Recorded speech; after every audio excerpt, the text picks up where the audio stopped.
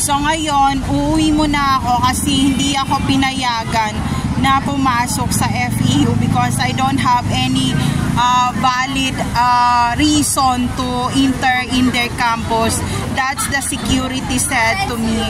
That's why the security doesn't give me the permission to get the visitor ID to enter their campus here in FEU, Moraita, Espanya, Manila, Philippines. So right now I'm going back home now, and maybe next year we ask what we need for the enrollment for next year. And kung kayo ay laging nag-aabang sa aking YouTube channel, it's 2 years from now na ang pag-abang ko sa enrollment dito sa Kamaynilaan, and it's hard for me to get those university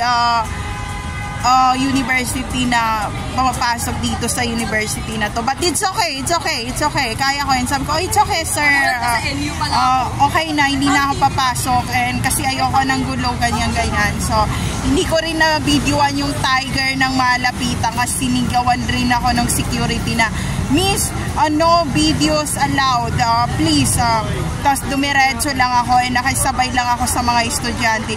But we push ourselves to enter the campus with patience, with silence, with kindness, and with the truth behind those what happened into my entire life. So ayun lang, there's no safe place to all targeted individual out there.